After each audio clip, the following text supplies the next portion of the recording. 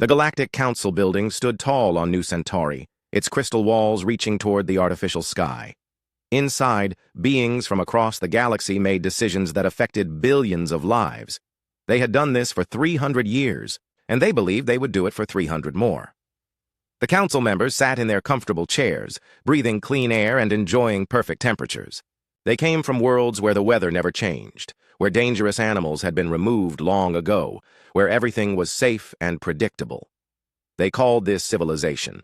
When humans first arrived 50 years ago, the council had been worried. Earth was what they called a death world, a planet so dangerous that just growing up there made its people into warriors.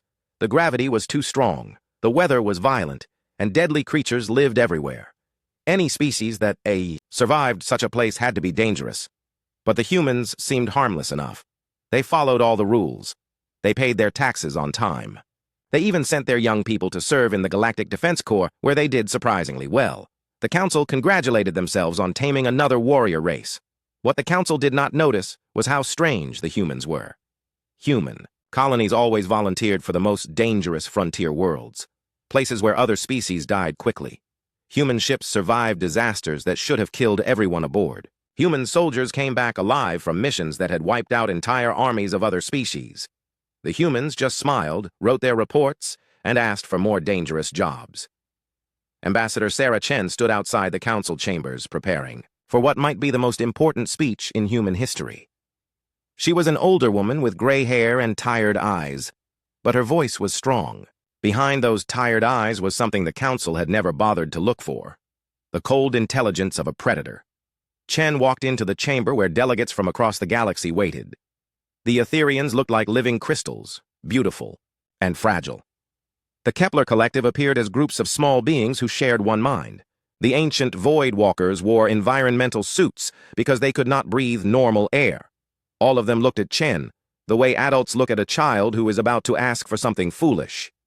The systematic exploitation of human colonies ends today, Chen said, her voice carrying clearly through the vast chamber. The forced conscription of our youth for your proxy wars ends today. The denial of our species' right to expand beyond your designated zones ends today. Council Prime Zephyr, an Etherian whose family had ruled for 8 generations, made a dismissive gesture with his crystal hand. His voice chimed like bells when he spoke. Ambassador Chen, humanity has prospered under our guidance. These complaints can surely be addressed through proper channels. Other council members nodded in agreement. They had heard such complaints before from younger species. The protests always faded away once the complainers realized how futile resistance was.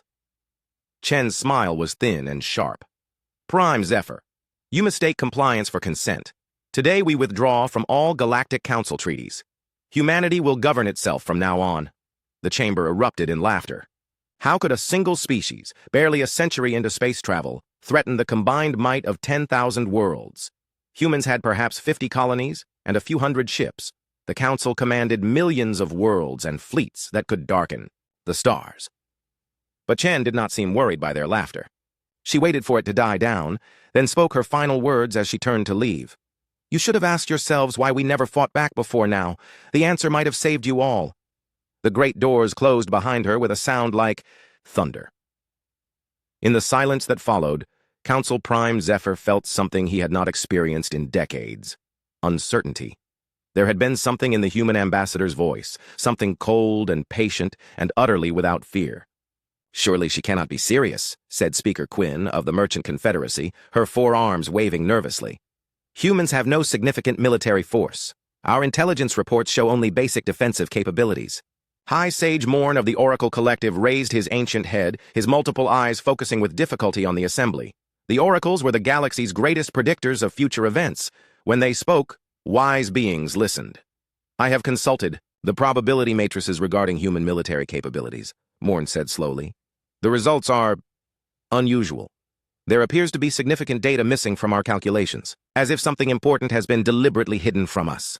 General Thax of the Voidwalker Empire stepped forward, his environmental suit hissing. The Voidwalkers have commanded galactic military forces for 2 millennia. We know how to evaluate threats. Humans show all the signs of a warrior species, but they have been remarkably peaceful, perhaps too peaceful. What do you mean? Zephyr asked. In our experience, true warrior species cannot hide their nature for long. They fight among themselves, they challenge authority, they push boundaries. Humans do none of these things. They are either the most disciplined species we have ever encountered, or what? Or they have been waiting for something. The council chamber fell silent again. Outside the crystal walls, the artificial suns of New Centauri continued their endless dance across the sky. Ships arrived and departed from the massive space station, carrying goods and passengers across the galaxy in the greatest civilization the universe had ever known. None of them suspected that civilization was about to change forever. In a small office deep within the human embassy, Ambassador Chen activated a quantum communicator that connected directly to Earth. The device was supposedly for routine diplomatic communications, but it had other capabilities that the Council's security forces had never detected. "This is Chen," she said into the device. "The ultimatum has been delivered. Council response is as predicted, dismissive and arrogant. Recommend proceeding to Phase 2. The voice that answered came from 47 light-years away, but quantum entanglement made distance meaningless. "Confirmed, Ambassador. All colonial fleets are standing by. Defense Force units are moving to their assigned positions. How long do you estimate before Council military response?" Chen considered the question. She had spent 50 years studying the Council's decision-making processes, learning how they thought, how they reacted to challenges. The knowledge would be useful in the days to come. 72 hours, minimum. They will want to make an example of someone first, to show the galaxy what happens to species that defy the Council. My guess is they will target one of the Kepler collective worlds. Understood. Admiral Rodriguez sends his regards and asks if you need extraction. Chen looked out her office window at the beautiful crystal spires of New Centauri. She had walked these halls for decades, smiling and nodding and pretending to be grateful for the Council's wise guidance. Soon, those same halls would echo with the sound of running feet and panicked voices. Negative on extraction. Someone needs to be here to observe Council reactions during the opening phases. Besides, I want to see their faces when they realize what they have unleashed. The communicator went silent. Chen sat back in her chair and waited. Outside, the galaxy's greatest civilization continued its daily routine, unaware that the countdown to its end had already begun. Somewhere in the dark, between stars, human fleets were moving into position. On distant worlds, human colonies were preparing for war. In hidden bunkers and secret facilities, weapons that had been built in shadow were being brought into the light. The humans had spent 50 years playing the role of grateful junior partners in galactic civilization. They had learned everything. There was to know about their neighbors, their strengths, their weaknesses, their fears, and their blind spots. Now it was time to use that knowledge. The day the Deathworlders stopped playing nice had finally arrived. 3 days after Ambassador Chen's ultimatum, the galaxy received its first lesson in human warfare. The Kepler Collective had been among the loudest voices calling for humanity to be punished for their defiance.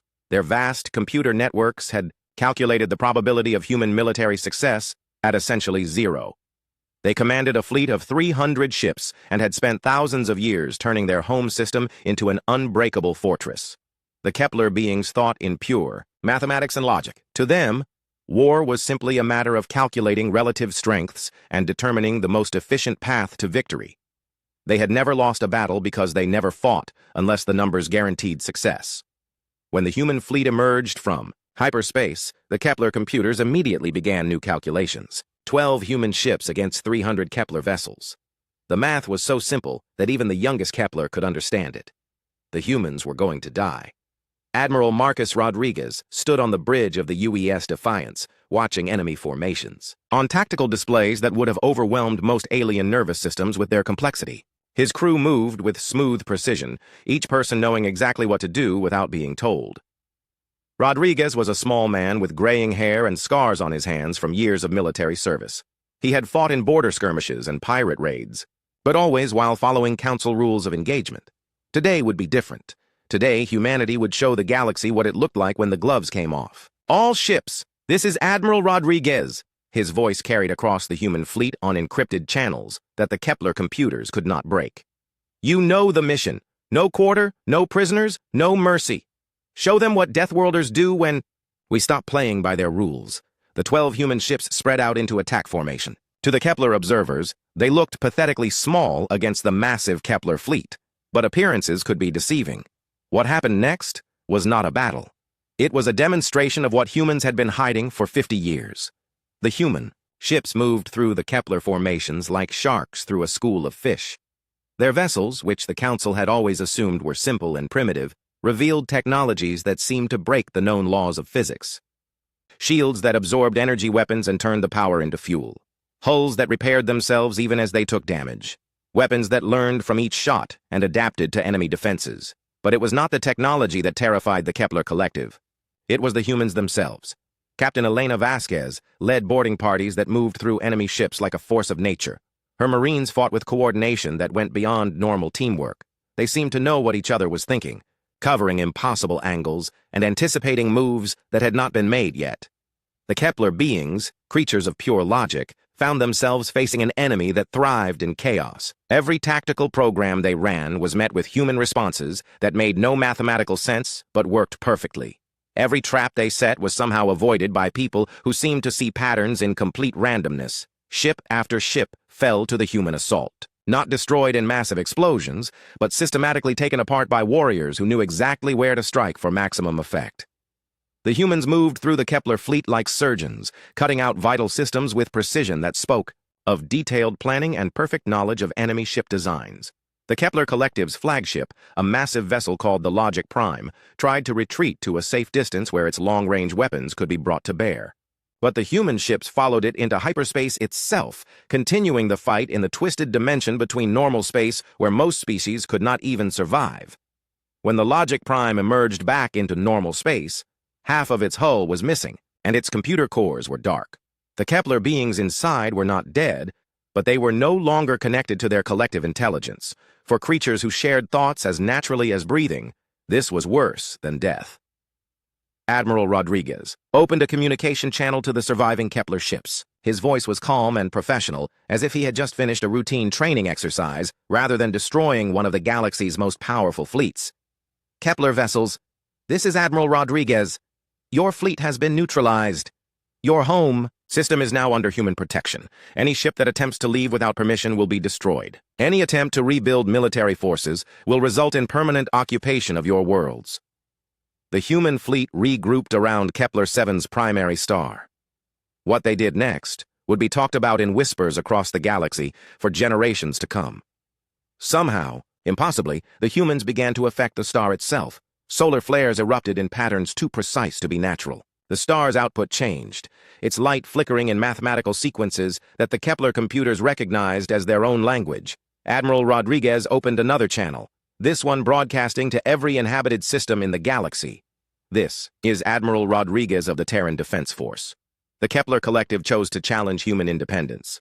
Their fleet has been neutralized. We have a message for any other species considering military action against humanity. The transmission shifted to show Kepler-7's star. Across the galaxy, scientists and engineers stared in horror at their instruments. The star was writing in stellar fire, its light spelling out words in the mathematical language of the Kepler Collective. The message was simple. This is us being polite. On New Centauri, the Galactic Council watched the transmission in stunned silence. They had ruled the galaxy for 3 centuries, commanding technologies that lesser species could barely imagine. But they had never seen anyone convince a star to write messages. Council Prime Zephyr's crystal features reflected the light from the screens showing Kepler-7's modified star. For the first time in his long life, he felt something that his species had almost forgotten. Fear. How is this possible? He whispered. High Sage Morn of the Oracle Collective was consulting his probability matrices with desperate intensity. The calculations show this should be impossible. Stars do not simply change their behavior on command. The energy requirements alone, unless, interrupted General Thax, they have technology we do not understand. Technology they have been hiding from us for 50 years. The implications hit them all at once. If humans could manipulate stars, what else could they do? If they had been hiding such capabilities while serving in the Council's own military forces, what other secrets were waiting to be revealed? Speaker Quinn of the Merchant Confederacy was already accessing trade databases with her 4 hands moving frantically across multiple interfaces. The economic implications alone. If we cannot guarantee safe passage through human-controlled space, the shipping routes, the supply chains. Her voice trailed off as the full scope of the disaster became clear. Human colonies were scattered throughout the galaxy, placed strategically along major trade routes and hyperspace lanes. If those colonies declared independence and backed it up with military force, the galactic economy would collapse within. Months. Admiral Rodriguez's final transmission reached New Centauri as the Council sat in shocked silence. To the Galactic Council and all member species, humanity has withdrawn from all treaties and agreements. We will defend our worlds and our people by any means necessary. Any military action against human interests will be met with overwhelming force. You have been warned. The transmission ended, leaving the council chamber in darkness, except for the soft glow from Kepler 7's modified star, visible even across the vast distances of space. Outside the crystal walls of New Centauri, ships began changing course. Merchant vessels refused to enter systems that might become battlefields. Military commanders sent urgent messages to their home worlds, requesting instructions for dealing with an enemy that could apparently rewrite the laws of physics. The galaxy's greatest civilization had just learned that they were no longer the apex predators they thought they were. Somewhere in the dark between stars, more human fleets were moving toward their targets. The demonstration at Kepler 7 had been just the beginning. The Deathworlders were no longer playing nice, and the universe was about to discover what that really meant. 3 weeks after the destruction of the Kepler fleet, the galaxy was in chaos. Council Prime. Zephyr stood before an emergency assembly of every major species in known space. The crystal chambers of New Centauri had never held so many different life forms at once. The air recycling systems worked overtime to accommodate beings who breathed everything from methane to pure energy. Fear had brought them together. Fear of a species they had dismissed as harmless for 50 years. The humans have revealed themselves to be a plague upon civilization, Zephyr declared, his crystalline voice ringing through translation devices in 100 different languages. They must be stopped before they destroy everything we have built over thousands of years. 17 systems had already declared neutrality with humanity. Trade routes were collapsing as merchant ships refused to travel through space that might become a battlefield. The galactic stock markets had crashed when traders realized that human colonies controlled key shipping lanes throughout the spiral arm. General Thax of the Void Walker Empire stepped forward, his environmental suit hissing with barely controlled aggression. The Void Walkers had commanded galactic military forces for 2,000 years. They knew war better than any other species. The Void Walkers have studied the attack on Kepler 7, Thax said, his voice distorted by his suit's speakers. What the humans did there was not simply war. It was art. They demonstrated surgical precision combined with overwhelming force. They turned a star into a weapon and a message at the same time. Then what do you propose? Demanded Speaker Quinn, of the Merchant Confederacy, her 4 arms gesturing frantically. Economic reports scrolled across holographic displays around her, each one showing more red numbers. They are cutting off trade to any world that supplies the Council. My people are facing economic collapse. High Sage Morn of the Oracle Collective raised his ancient head, his multiple eyes struggling to focus on the assembly. The oracles had been consulting their probability matrices for days without rest, trying to understand how they had failed to predict the human threat. The oracles have run new calculations, Morn said slowly. If humanity continues its current expansion rate, they will control 30% of the galaxy within 50 years. This projection is based on their demonstrated capabilities, not our previous assumptions about their limitations. The chamber fell silent. The Oracle Collective's predictions had been accurate for thousands of years. When they spoke of the future, wise beings listened and prepared. Zephyr's voice carried new determination when he spoke again. Then we must unite every remaining species, every ship, every soldier, every weapon.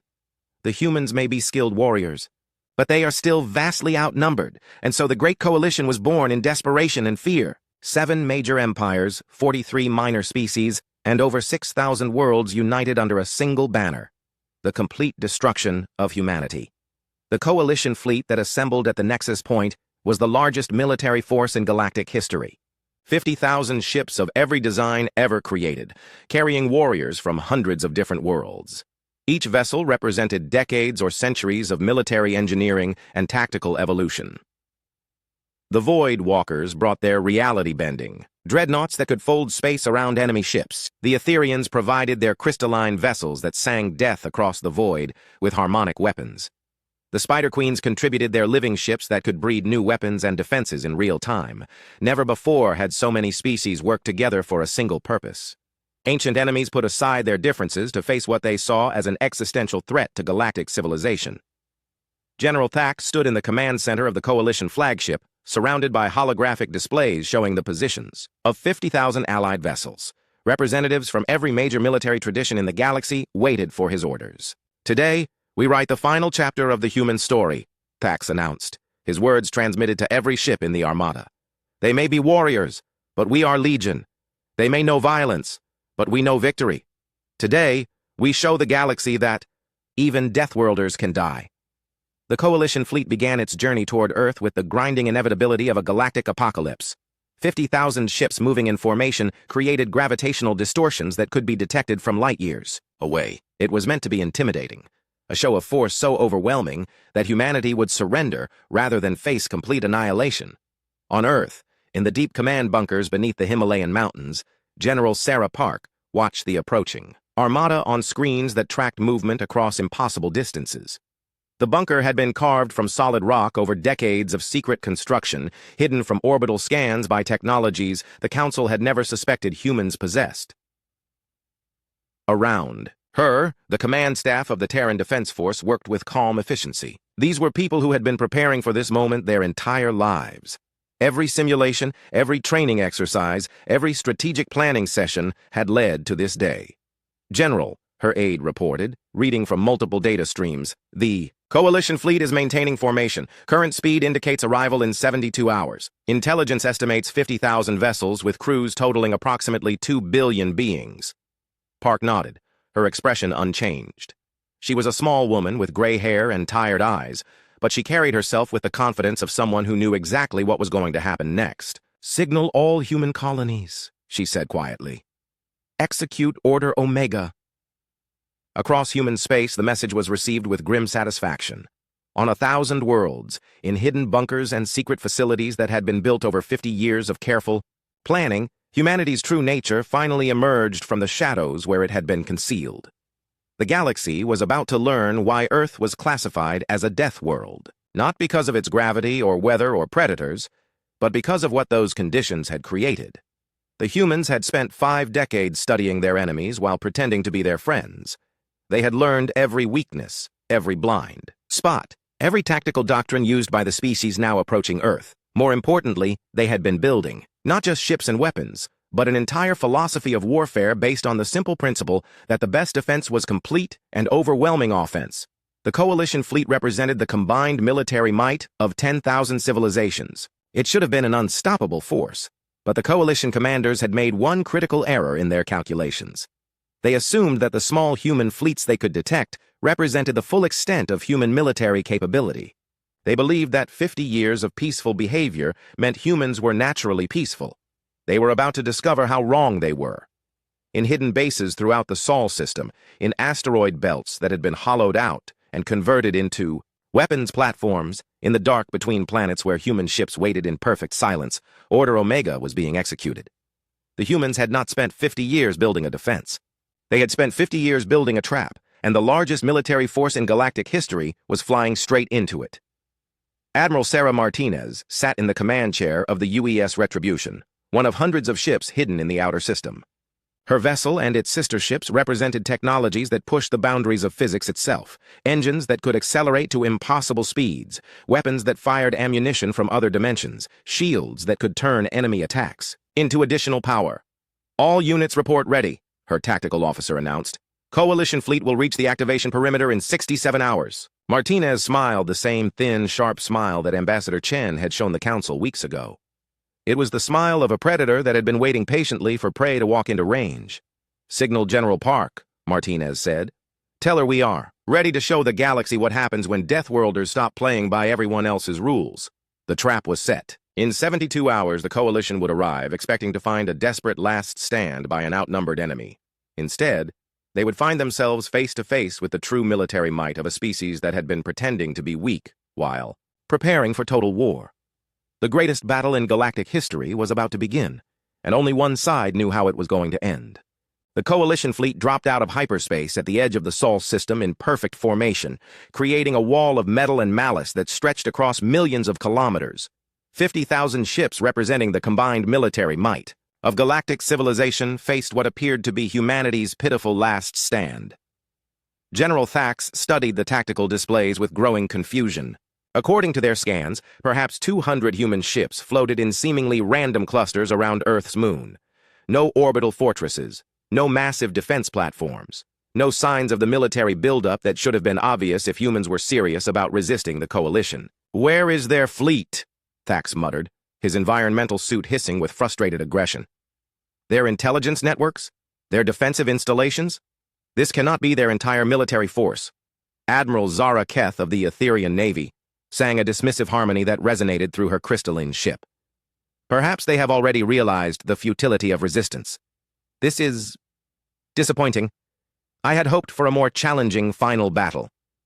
The coalition began its advance toward Earth, confident in their overwhelming numerical superiority. They expected either immediate surrender or a brief, one-sided slaughter that would serve as a warning to any other species considering rebellion against galactic order.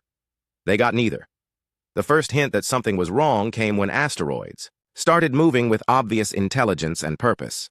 What the coalition had dismissed as space debris revealed itself as humanity's first line of defense. Hollowed-out rocks packed with nuclear charges and guided by artificial intelligences that thought faster than any biological mind suddenly accelerated toward coalition ships. The asteroid bombardment struck with devastating precision. Each rock had been aimed at specific targets: command ships, carriers, vessels with the most advanced sensor arrays. They hit coalition ships like bullets fired by an angry god, their nuclear hearts detonating in perfect synchronization to maximize damage and confusion. But that was only the beginning. The second wave emerged from Luna itself. The moon's surface cracked open like an egg, revealing launch bays that had been carved from solid rock over decades of secret construction. Thousands of ships poured forth. Not the crude vessels the galaxy expected from a young species, but instruments of war so advanced they seemed to bend physics around their hulls. The human ships moved with inhuman coordination, their crews linked by technologies that turned individual humans into components of a vast fighting organism. They struck from impossible angles, disappeared into hyperspace without warning, and emerged behind enemy lines with the patience of persistent predators. But it was the third revelation that broke the coalition's spirit completely. Captain Sarah. Washington emerged from hyperspace behind the coalition fleet in the UES Ragnarok, followed by the true human armada, 8,000 ships that had been hiding in the dark between stars, waiting for exactly this moment. Each vessel was a masterwork of destructive engineering, built not for exploration or trade, but for one purpose: killing anything that threatened humanity. The space around Saul became a three-dimensional battlefield that no species had ever imagined possible. Human ships fought with coordination that transcended normal communication. They moved like a single organism with 8,000 bodies, each vessel perfectly positioned to support the others in an intricate dance of destruction. Coalition ships that had seemed invincible moments before found themselves outmaneuvered by enemies that appeared to know their every move before they made it. Human weapons tore through defenses that had protected galactic civilization for millennia. Human tactics turned the coalition's own size against them, using their massive formation as a trap that prevented effective maneuvering. General Thax watched his reality-bending dreadnought dissolve around him as human weapons attacked it through dimensions he had not known existed. His final transmission was broadcast across the coalition fleet. "They are not fighting like warriors, they are fighting like demons." The Battle of Saul lasted 18 hours. When it ended, the debris field around Earth stretched for millions of kilometers. Of the 50,000 ships that had approached Earth with such confidence, fewer than 1,000 survived to retreat. But the true horror for the coalition survivors was not the scale of their defeat. It was the precision with which the humans had executed their victory. This had not been a desperate last stand or a lucky ambush. It had been a carefully planned operation carried out by a military force that had been preparing for exactly this scenario for decades. General Park opened a communication channel that reached every surviving coalition vessel. Her voice was calm and professional, as if she had just completed a routine training exercise. "To the coalition survivors, you are free to return to your home worlds. Carry this message to your leaders and your people. Today you learned what humanity looks like when we stop pretending to be civilized. Tomorrow you will learn what we look like when we decide to visit your worlds." She paused, letting the implications sink in across the scattered remnants of the galaxy's greatest military force. "We have been patient. We have been diplomatic. We have played by your rules for 50 years, and you mistook our restraint for weakness. That era ends today. Any species that threatens humanity, any government that restricts our expansion, any fleet that enters our space without permission will be removed from existence." The transmission ended with a data package that sent ice through the veins of every coalition commander. Detailed intelligence files on every coalition homeworld, including planetary defenses, population centers, industrial facilities, and government installations. The information was so accurate and complete that it could only have come from surveillance operations that had been running for decades. The message was devastatingly clear. We know where you live. We know how to hurt you. And we have been watching you for a very long time. Admiral Keith's crystalline features reflected her ship's emergency lighting as she studied the intelligence files on her own homeworld. Every Etherian military installation was marked. Every government building was cataloged. Even the locations of civilian population centers were noted with chilling precision. How long? She whispered to her tactical officer. How long have they been watching us? Based on this data, the officer replied, his harmonic voice cracking with stress.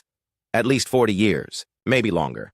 They know things about our defenses that are classified at the highest levels of our military. Across the coalition fleet, similar conversations were taking place. Species that had considered humans to be primitive newcomers realized they had been systematically studied and cataloged like specimens in a laboratory. Every strength had been noted, every weakness had been identified, every secret had been stolen. The humans had not spent 50 years learning to be civilized. They had spent 50 years learning how to destroy civilization. As the surviving coalition ships limped away from Earth, human vessels followed them at a respectful distance. Not threatening, not attacking, just watching, making sure the survivors made it home safely to deliver their message. The psychological effect was devastating. The coalition survivors knew they were being allowed to live not out of mercy, but because dead messengers could not spread fear. On Earth, in the command bunkers beneath the Himalayas, General Park reviewed the battle reports with quiet satisfaction. The casualty figures told the story. 50,000 coalition ships reduced to smoking debris, while human losses numbered in the dozens. Signal all colonial commanders, she ordered. Phase 3 is authorized. Begin expansion operations immediately. Across human space, fleets that had been held in reserve began moving toward their assigned targets, not to conquer or occupy, but to claim. The galaxy had just learned that humanity was no longer asking permission to expand into unoccupied systems. They were simply taking what they needed. The age of human expansion had begun, and it would not be stopped by treaties or negotiations or appeals to galactic law. The Deathworlders had stopped playing by everyone else's rules, and they had just proven that their rules were the only ones that mattered now. In the wreckage around Earth, automated salvage drones began collecting the remains of coalition ships. The technology would be studied, understood, and improved upon. Even in victory, the humans continued learning, continued preparing for the next challenge, because they knew this was not the end. This was just the beginning of a new galactic order, with humanity at its center. The universe had learned to fear the species from the death world, and that fear would reshape everything that came after. 1 year after the Battle of Saul, the galaxy had learned to speak in whispers when discussing humanity. The Galactic Council still existed, but only as an advisory body with no real power. Their beautiful crystal chambers on New Centauri now served, mainly as a museum, a reminder of how quickly the mighty could fall. The elaborate throne where Council Prime Zephyr had once dispensed galactic justice stood empty, its crystalline surface still cracked from weapons fire from the day human marines had liberated the station. The Etherian Empire had retreated. To their core worlds, their crystalline cities dimmed by the knowledge that their 1,000-year reign was over. The Void Walkers had disappeared entirely into their pocket dimensions, sealing the entrances behind them like frightened children hiding under blankets. Ambassador Sarah Chen walked through the ruins of the old council chambers, her footsteps echoing in spaces that had once held the galaxy's most powerful beings. She was older now, her hair completely gray, but her eyes were as sharp as ever. The weight of reshaping galactic civilization had not bent her. Ambassador, her aide reported, checking a data tablet. The latest immigration request has been processed.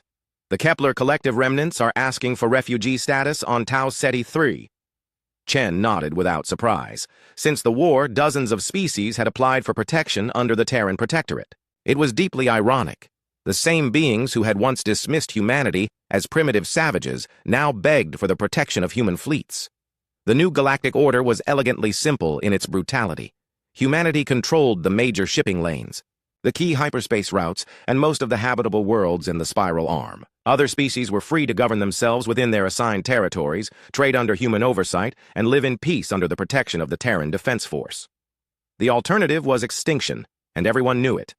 Chen paused before a simple black stone memorial where the names of every human who had died in the Coalition War were etched in precise letters. 12,000 names, a tiny fraction of the 60 billion Coalition casualties, but each one representing a life that humanity would remember forever. The Merchant Confederacy is requesting a new trade agreement, her aide continued. They are offering exclusive access to their manufacturing worlds in exchange for guaranteed safe passage through human space. Approved, Chen replied without hesitation. But they follow our shipping regulations completely. Any vessel carrying weapons or military personnel gets turned away at the border. No exceptions.